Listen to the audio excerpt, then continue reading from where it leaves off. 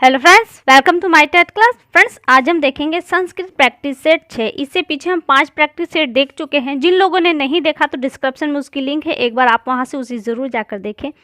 यहाँ पे हमने कुल 20 महत्वपूर्ण प्रश्नों को लिया है जो आपकी एग्जाम में आने के पूरे चांस बनते हैं। तो आइए एक एक करके इन सभी प्रश्नों को देखते हैं।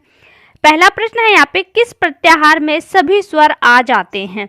अल, अच, अट और अम में। तो प्रत्याहार के जो ऊपर के 4 है, स्टार्ट के 4 आपके प्रत्याहार हैं, उन्हीं में आपके सारे स्वर आ जाते हैं जो अच प्रत्याहार के अंतर्गत आते हैं। तो यहाँ से आपका हो गया ऑप्शन 2, यानी कि अच प्रत्याहार के अंदर सभी स्वर आ जाते हैं।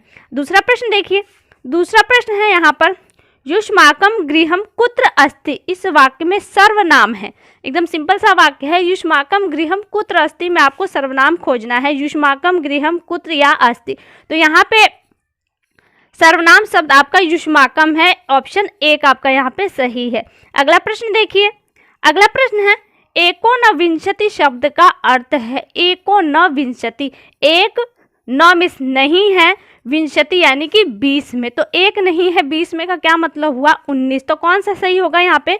ऑप्शन 2 आपका यहाँ पे सही होगा।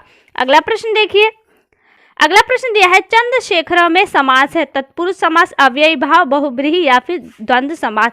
तो चंद्रशेखर में आपका कौन सा समास होगा? बहुब्रीहि समास। चांद है जिसके माथे पे, अर्थात शिव।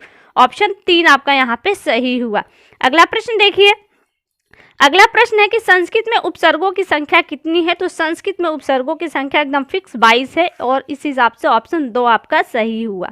अगला प्रश्न देखिए, अगला प्रश्न है कि भानुना में विभक्ति है। भानुना शब्द में कौन सी विभक्ति आपको ये बताना है? द्वितीया है, तृतीया, चतुर्थी या पंचमी। तो भानुना में तृतीया विभक्ति है। ऑप्शन 2 आपका यहाँ पे सही हुआ। अगला प्रश्न देखिए, अगला प्रश्न है कि संस्कृत में धातु रूप कहते हैं किसे कहते हैं? आपको ये छांटना है। यहाँ से संज्ञा को कहते हैं, सर्वनाम को, क्रियापद को या प्रत्यय। तो धातु रूप संस्कृत में क्रियापद को कहते हैं। ऑप्शन 3 आपका यहाँ पे सही है। अगला प्रश्न देखिए, अगला प्रश्न है यहाँ पे, त्रिवेणी पद में कौन सा समास है? आपको समास छापना है। आगे देखिए त्रिवेणी में क्या दिया है, गिनतीवाचक शब्द आ रहा है ना, तो आपको दी कहाँ चला जाएगा? आपका द्विगु के अंतर्गत चला जाएगा। ऑप्शन 4 आपका यहाँ पे सही होगा। अगला प्रश्न देखिए, अगला प्रश्न है, काव्य प्रकाश पुस्तक के रचयिता कौन है? काव्य प्रकाश पुस्तक है, इसकी रचना किसने की है? आपको ये छांटना है। आचार्य कुंतक, मम्मट, आनंदवर्धन या श्रीहर्ष ने। तो काव्य प्रकाश जो पुस्तक है इसकी रचना मम्मट ने की है। ऑप्शन 2 आपका यहाँ पे सही है। अगला प्रश्न देखिए, अगला प्रश्न है कि रुच्यर्थानाम प्रियमाणा सूत्र में विभक्ति होगी, कौन सी विभक्ति होगी? आपको ये छांटना है। तो रुच धातु में प्रथमा विभक्ति, द्वितीय विभक्ति, तृतीय विभक्ति या चतुर्थी विभक्ति होगी। जो रुच्यर्थानाम प्रियमाणा से सूत्र से चतुर्थी विभक्ति होगी। ऑप्शन 4 आपका यहाँ पे सही है। अगला प्रश्न देखिए, अगला प्रश्न है कि अव्यय शब्द है, इसमें से अव्यय शब्द कौन सा है? आपको ये छांटना है। सर्वदा, नदी, अहम या स। कौन सा है यहाँ पे अव्यय? सर्वदा आपका अव्यय शब्द है। यहाँ पे ऑप्शन 1 आपका सही हुआ। अगला प्रश्न देखिए, अगला प्रश्न है कि अर्थ गौरव के लिए प्रसिद्ध है। अर्थ गौरव के लिए कौन प्रसिद्ध है? आपको ये छांटना है। भारवी, कालिदास, बाणभट्ट या फिर दंडी। तो अर्थ गौरव के लिए भारवी प्रसिद्ध है। ऑप्शन 1 आपका यहाँ पे सही है। अगला प्रश्न देखिए, अगला प्रश्न है कि नदी शब्द के द्वितीय विभक्ति बहुवचन का रूप होगा। आपको छांटना है। नद्य, नद्यो, नदी, नदी। तो यहाँ पे होगा नदी होगा। आपका ऑप्शन 3 सही है यहाँ पर। अगला प्रश्न देखिए, अगला प्रश्न है कि सफरी पद पर्यायवाची है, यानी कि सफरी जो शब्द है वो किस पद का पर्यायवाची? आपको ये छांटना है। शत्रु का, मीन का, समुद्र का या शंभु का। तो सफरी किसका पर्यायवाची है? मीन का। मीन मीन्स होता है मछली का, पर्यायवाची है सफरी। अगला प्रश्न देखिए, अगला प्रश्न है यहाँ पर, महाकवि भवभूति किस रस के प्रयोग में प्रसिद्ध है या किनको किस रस में महारत प्राप्त है? आपको ये बताना है।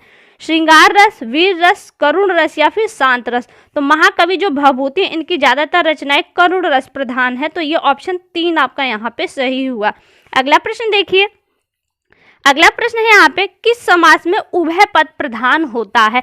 उभय मिस होता है, दोनों पद प्रधान होता है।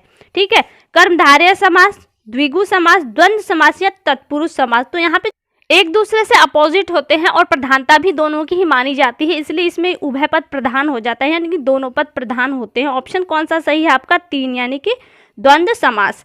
अगला प्रश्न देखिए, अगला प्रश्न यहाँ पे, स्पर्श व्यंजन नहीं है। कौन सा इसमें से स्पर्श व्यंजन नहीं है, आपको ये छाटा है। स्पर्श व्यंजन कहते किसे हैं, जो 1 से लेके मौ तक होते हैं आपके, वो क्या कहलाते हैं, स्पर्श व्यंजन। तो यहाँ पे कौन सा आ रहा है और कह रहा है कि नहीं है, ठीक है में देखिए क आपका स्पर्श व्यंजन के अंतर्गत आता है, प आपका प फ ब भ म ये क्या आता है आपका स्पर्श व्यंजन के अंदर, ट भी ट ठ ड ढ न क्या आता है आपका स्पर्श व्यंजन के अंतर्गत आता है, और य आता है ये आपका स्पर्श व्यंजन के अंतर्गत नहीं आता।